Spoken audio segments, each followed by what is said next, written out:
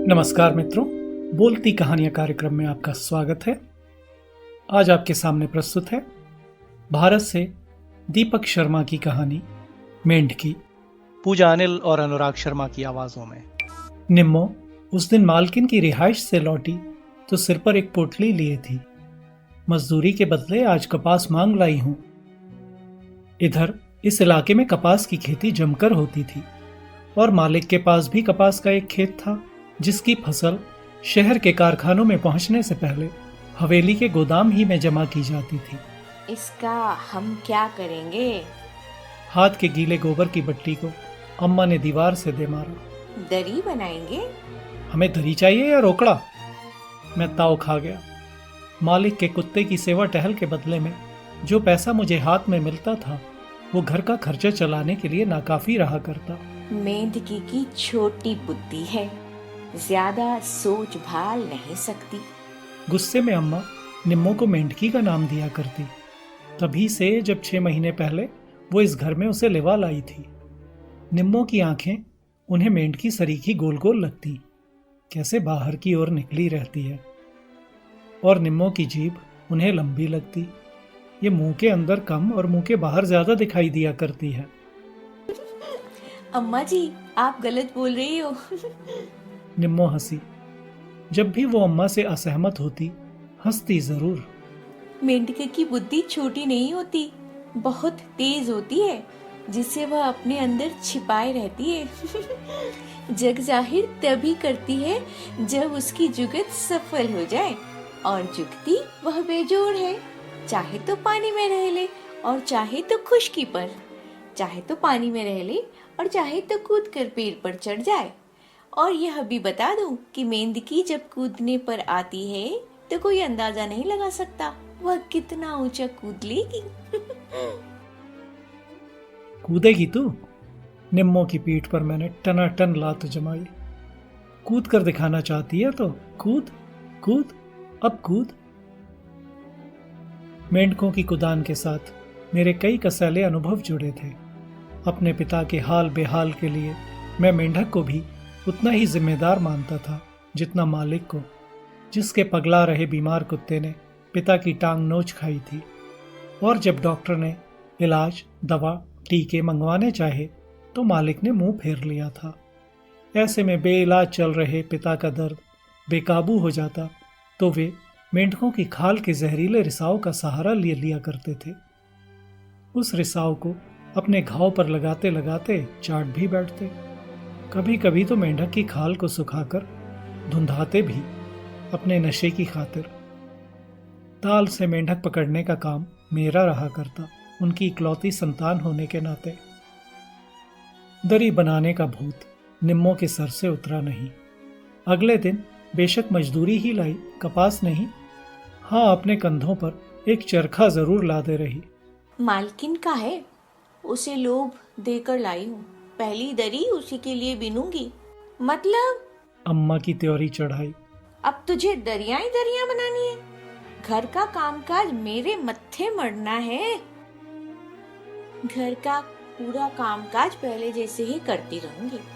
दरिया में अपनी नींद के टाइम बिनूंगी। और रसोई से छुट्टी पाते ही वो अपनी पोटली वाली रुई से जा उलझी, उसे धुनकने और निबेड़ने ताकि उसे चरखे पर लगाया जा सके। रात भर उसका चरखा चलता रहा और सुबह हम माँ बेटे को रुई की जगह सूत के वे 2 गोले नजर आए, जिनके अलग अलग सूत को वो एक साथ गूंथ रही थी, एक मोटी डोरी के रूप में। अगला वक्त हमारे लिए और भी नए नज़ारे लाया। कभी वो हमें सूत के लच्छों को सरकंडों के सहारे हल्दी या फिर मेहंदी या फिर नील के घोल में डुबोती हुई मिली, तो कभी उन रंगे हुए लच्छों के सूख जाने पर उनकी डोरी बंटती हुई। सबसे नया नज़ारा तो उस दिन सामने आया जब हमने एक सुबह लगभग 4 फुटी 2 बांसों के सहारे नील रंगी सूत को लंबाई में बिछा पाया। जमीन से लगभग 6 इंच की ऊंचाई पर अपने आधे हिस्से में हल्दी रंगी चोंच और पैर वाली मेहंदी रंगी चिड़ियां लिए, जिन्हें निम्मो लंबे बिछे अपने ताने पर इन 2 धागों को आड़े तिरछे रखकर पार उतार रही थी। रात भर जागती रही है क्या? अम्मा मुझसे भी ज्यादा हैरान हो आई थी। हाँ, मुझे यह दरी आज पूरी कर ले जानी है मालकिन को दिखाने के वास्ते कि उधार ली गई उसकी कपास मेरे हाथों क्या रूप रंग पाती है, जभी तो उससे और कपास ला पाऊंगी। मगर दूसरी दरी क्या होगी, किधर जाएगी? मैंने पूछा। बाजार जाएगी, मेरी मेहनत का फल लाएगी। निम्मो ने अपनी गर्दन तान ली। उसके सर में एक अजानी मजबूती थी, एक अजाना जोश। ऐसी मजबूती और ऐसा जोश उसने हमारे नजदीकी के पलों में भी कभी नहीं दिखाया था। कितना फल! मैं कूद गया। एक अजीब खलबली मेरे अंदर आन बैठी थी।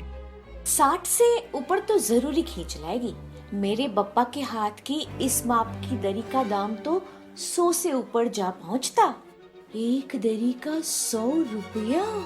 अम्मा की उंगली उसके दांतों तले जा पहुंची। हम माँ बेटा उसके जुलाहे बाप से कभी मिले नहीं थे। हमारी शादी से 5 साल पहले ही वह निमोनिया का निवाला बन चुका था। अपने पीछे 7 बेटियां छोड़ गया, जिनमें निम्मो तीसरे नंबर पर थी और उस तारीख में कुल जमा 14 साल की। और क्या, और आप दोनों देखेंगे मुझे भी मिलेगा, जरूर मिलेगा। मालूम है, जहान छोड़ते समय हम बहनों में से बप्पा मेरा ही हाथ पकड़े थे। मुझे ही बोले थे, अपनी कारीगरी तेरे पास छोड़ जा रहा हूँ, इसे बनाए रखना। हम माँ बेटा एक दूसरे का मुंह ताकने लगे। बप्पा के हाथ में जादू था, जादू। निम्मो का सुर चढ़ाया। किसी भी रंग के ताने पर अलग अलग रंगों का बाना वह ऐसा बिठलाते कि सूत के अंदर से फूल खिलखिलाते, पेड़ लहराते, मोर नाचते, बाग दहाड़ते। तेरी कारीगरी तो हम तब माने जब वो रोकड़ लाए। मैंने भी सुर चढ़ाकर निम्मो को ललकारा। ऐसे फोकट में कपास जोड़कर चिड़िया उड़ाने और हाथ फोड़ने से क्या लाभ? रोकड़ लाएगी, आज ही लाएगी, बस इस दरी के पूरी होने की देर भर है। निम्मो अपने धागों में लौट गई और उसी दिन मालकिन की रिहाइश से लौटते ही उसने हम माँ बेटे को पास बुलाकर अपनी धोती के पल्लू में बंधे रुपए गिन डाले। पूरे 100 हैं। मालकिन मेरे काम पर इतनी रीझी कि मुझसे 3 दरियां और बनवाना चाहती हैं। अम्मा ने रुपए संभाले और बोली, मगर तू 100 पकड़ कर कैसे चली आई? मोल तो पूरा मांगती। कारोबार में लिहाज कैसा? एडवांस है अम्मा जी, एडवांस। अभी और वसूलना बाकी है। बता आई हूँ, आपकी एक दरी 80 रुपए की पड़ेगी। तो क्या 300 दिन इसी में लगी रहा करोगी? मुझे अपनी फिक्र सताने लगी। जिस बीच उसने अपनी वो पहली दरी तैयार की थी, उसने मेरी तरफ से अपना ध्यान पूरी तरह से मोड़ रखा था। अब उसकी बुनाई का लाभ हम ही को तो पहुंचना है। जितना रुपया बनाएगी हमारे लिए ही तो बनाएगी।